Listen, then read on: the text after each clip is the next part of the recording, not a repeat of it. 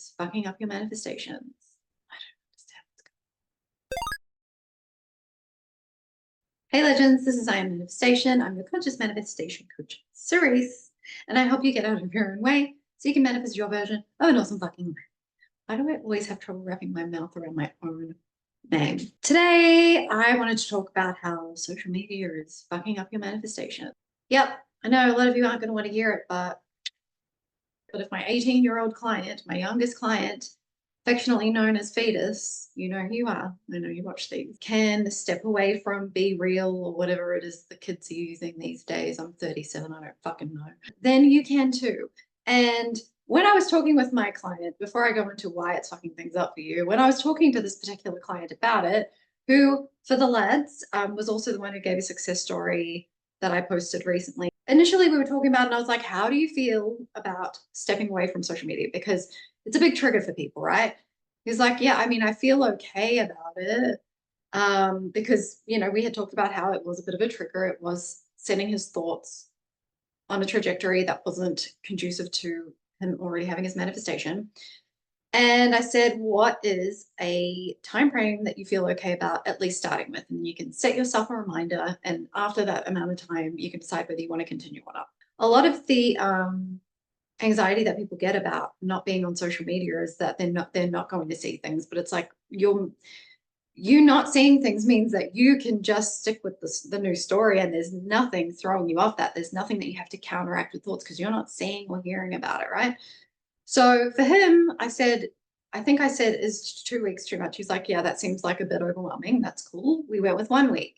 And he was on one of my live streams that I do on TikTok pretty regularly. So if you haven't already followed me on TikTok and you've got it, what are you doing with your life? It's linked down below. He was on the live stream, and I was talking about how I must have been answering someone's questions. This was a couple of months ago now, a few months ago. Where I was talking about how, you know, when you are investigating these things and you're on social media, and a lot of people will say to me, I'm not even on there to like look at SP. I'm like, why do you have access to seeing their shit though? Are you triggered by it? Then stop fucking looking at it. And if you can't help yourself, then don't be on there. I haven't been on Facebook for over 10 years. I have only just opened up my personal Instagram a few months ago after like 2 years off it, and I'm barely ever on there, honestly. Like anyone who I've really cared about getting in touch with me has found a way. And he was backing up what I was saying about how it's so much easier to stay on top of your thoughts when you don't have these things in your face constantly, which is why some people do eventually choose no contact. If they're doing it preemptively, they do it sooner rather than later, right? It's not projecting out that you don't want to be with this person. It's simply putting yourself in a situation that feels better, which is not seeing all the shit that kicks up your anxiety and makes you feel sick to your fucking stomach, which, as I'm sure a lot of you can agree, if you've ever felt that way, which I would bet that most of you have, I have. It's so hard to think in line with your manifestation when you feel that way. So what you're actually choosing then is solely the story in your mind, as opposed to keeping yourself in a reality where you continue to see these things that make you feel shit and then throw you off on a spiral in a negative feedback loop. And whether it's jumping off social media altogether or hiding that person's stuff, although I don't think that's enough for a lot of you, because you will get tempted to look. Whether it's doing that or whether it's going into no contact on purpose, like a lot of people stay in contact with people, and I'm not saying you have to go, you don't have to announce it or anything like that. Don't, because if you're doing that to get that person's attention, it's going to backfire. That shit always backfires. Doing anything to try and manipulate the physical world or the people in it backfires, okay? Don't do that. Just do it for you. It's not about making a point to them. It's not about trying to make them scared of like losing you. It's about choosing yourself and what feels good for you. And if it doesn't feel good to be in a situation where you're constantly seeing shit that is triggering, then you are essentially projecting out that that's how you want other people to treat you. You don't want them to choose you. You don't want them to care about how you feel. You're neglecting your own feelings. Everyone is you pushed out. If you have been hesitant to go into no contact or get off social media because you're worried that that person won't find a way to contact you, I can tell you that people have gone out of their way to figure out how to contact me when I've done these things. And I've never announced it. I've just done it because for me, it didn't feel good. And I was choosing what felt better, which was to not be seeing shit, regardless of what. It's not, and I'm not just talking about romantic things. I'm talking about sometimes you see people at the same age as you progressing in their life in the way that society has told us that we should. And then it makes you feel like you're behind, and that can make you feel shitty, right? It's about anything. So anything that you are manifesting is obviously something you haven't been able to have before, or you've been able to have, but you haven't been able to hold on to.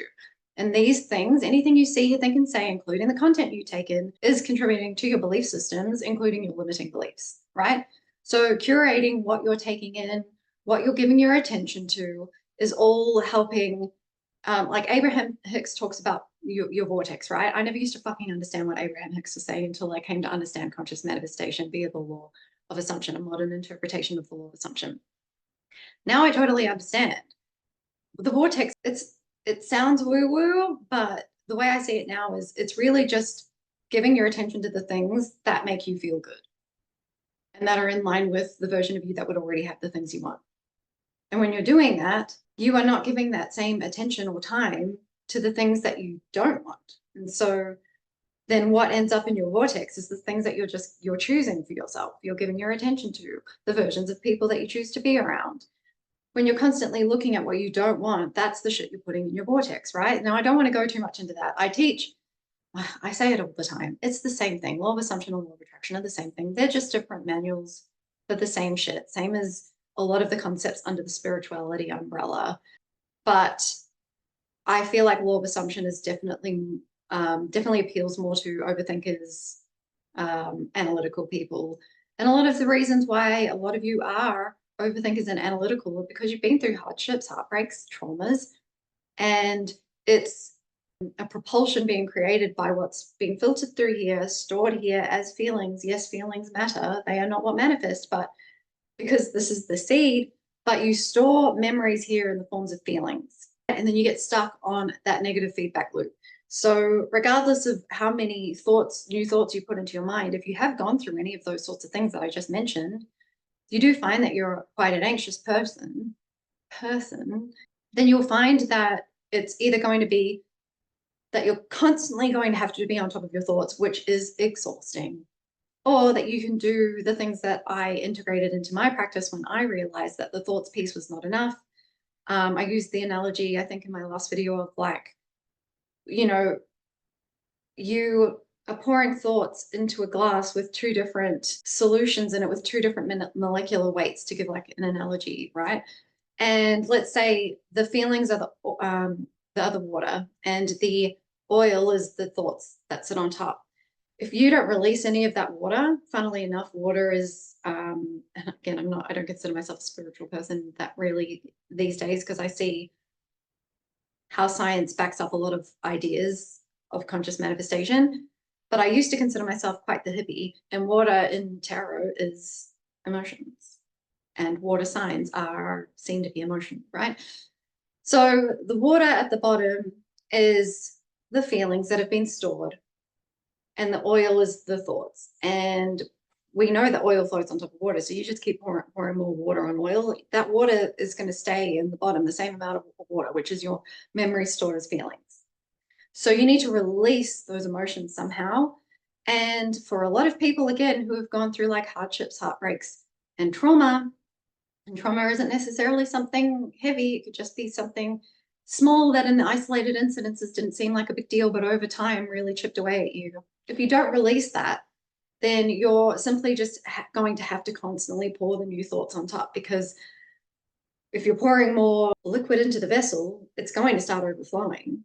So yeah, initially you're going to see what the new thoughts are, but in order to keep it that way, you're going to have to keep pouring those thoughts back in. But if you release some of the old emotions, the old memories stored as feelings, using my cheat codes, particularly the nervous system regulation, then eventually you're going to replace a lot of the old memories stored as feelings, because some of those will be good too, right? You release the ones that you don't want, the ones that bring up that anxiety, that sadness, et cetera, that anger.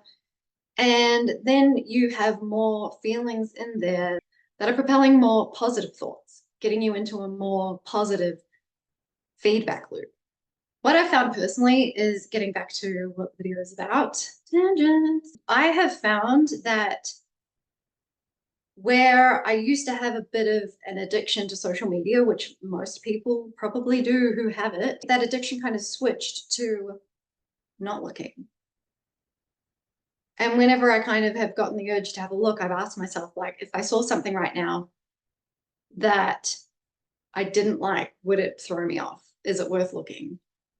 Let me know in the description. I've been thinking of another freebie to do. I've talked about it a few times. I know the people on my live stream have been interested. I wanted to create like a thing for your phone, either to be used as a lock screen or as your background, that basically says something along the lines of, is it worth it? So that when you habitually pick up your phone, because sometimes it's just habit, right? And then before you know it, you've got shit in front of your face where you're like, oh, I wish I hadn't looked. When you unlock your phone, there's something right there saying, is it worth it? Or before that, if you're, if you're comfortable enough to put it as your lock screen, is it worth it? And then you can check that before you even unlock your screen. Or when you unlock your screen, you can see it and then check yourself, like, would it be worth me potentially seeing something I don't want to see right now? Even though that thing might not necessarily be what it looks like to you through the lens of your past experiences, where your current nervous system, out of whack nervous system might be, your insecurities, if you still have, a decent amount of self-concept work to do. Everyone's seeing life through the lens of their previous experiences, anything they see, hear, think, and say enough times, and where their current level of self-concept is at. And obviously self-concept encompasses the story you tell about yourself, the story you tell about your world, and the people in the world, and you in relation to all those things. So if you've got a story about someone from your past that you get triggered by every time you see something about them, even though there's nothing in what you're necessarily seeing in the physical world that has anything to do with that past circumstance, then you're really keeping that story alive, and it's going to be a lot harder to tell the new story, and you're giving yourself more work to do to have to counteract it. And I've heard so many stories of like youngsters or, people my age and younger millennials sort of down, asking their grandparents what it was like when they were dating and things like that. And I've heard so many of them say things along the lines of like, it was easier because I wasn't seeing anything that would upset me. So I knew that they loved me, right? That there's so many of you that I know, the person that you're interested in loves you. And you self-sabotage anyway. Why? Because you are seeing life through the lens of other shitty situations, and you're seeing things that are not really there. So think about how often you would see that person in person when you're actually with them. Let's just say that's the only time you see anything to do with them. And then all you have to go off is your experience with them. And then we need to obviously, again, take into account that a lot of you, and I've been there, I'm not judging, I've been there, but a lot of you will be seeing little things that they do, getting really annoyed by it for no reason, making it about how they feel about you when it actually has nothing to do with that. And then because you're not giving yourself the things that you want, you're expecting them to give those to you, the feelings that you want. And because they're not in that moment, you feel empty. But if you were filling your own cup with those things, you wouldn't feel empty. You probably wouldn't even be annoyed by those little things anymore. And not to mention the way the reticular activating system in your brain works is whatever you focus the most on, you see more of, right? So if you're constantly nitpicking little things that in the grand scheme of a happy, healthy relationship probably aren't big deals, those things are going to bother you. You're going to notice that they're happening more and they're going to bother you. But if you start focusing on the things that they already do that you like, which they must do, otherwise why the fuck do you like them? You're going to notice more of those things. You can take that another step further by mentioning those things. I really like it when you put your hand on my lower back. It makes me feel comfortable, makes me feel safe, right? That's just something I like. What do they do that you like? Point those things out to them more. Psychologically, they're going to naturally do more of those things. When you point out something that you don't like about what someone's doing, they will often end up doing them not because they're trying to piss you off, but because psychologically, that's now in the forefront of their mind and that's seeped into their subconscious. We know that with conscious manifestation, or manifestation in general, your thoughts are going out in all directions to everyone all the time. So if you're constantly thinking about what you don't want them to do,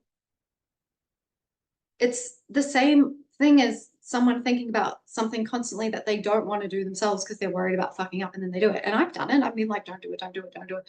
And then it happens and I'm like, fuck's sake, I knew that was going to happen. No, I made it happen. I didn't predict it.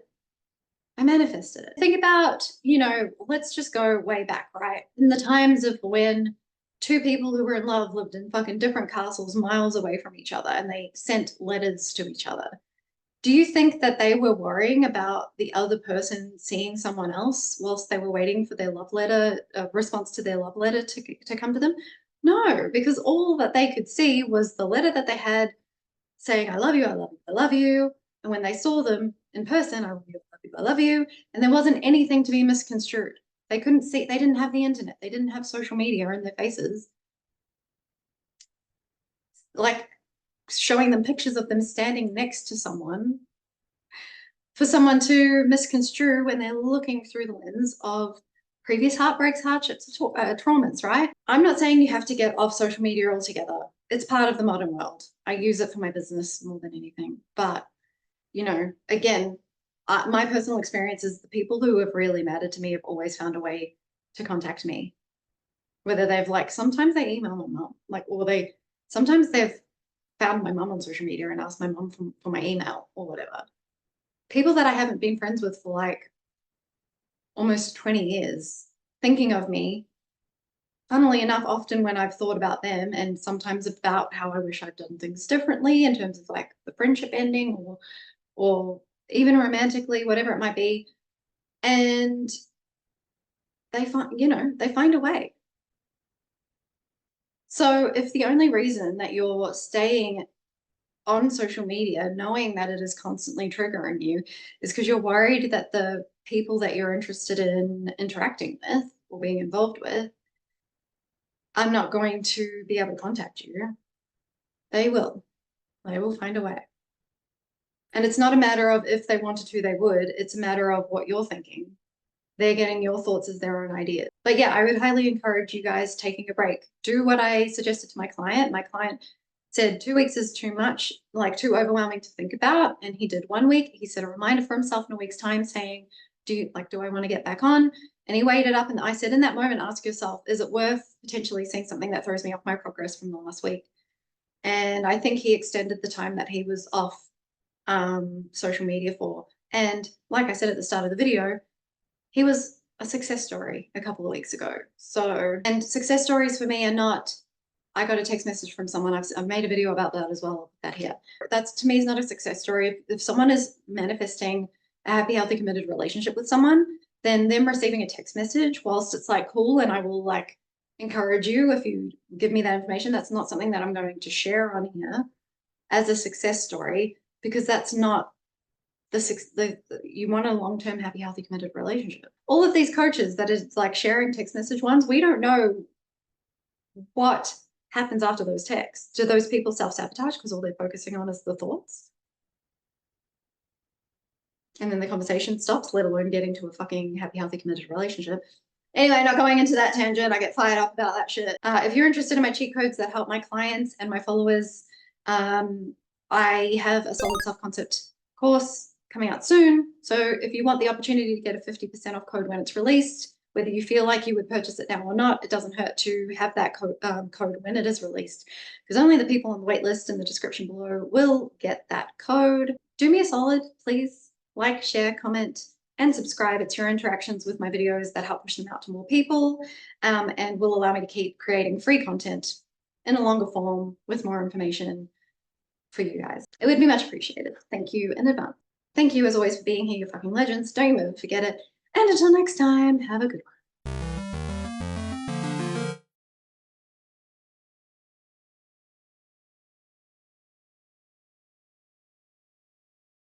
That are propelling more positive thoughts.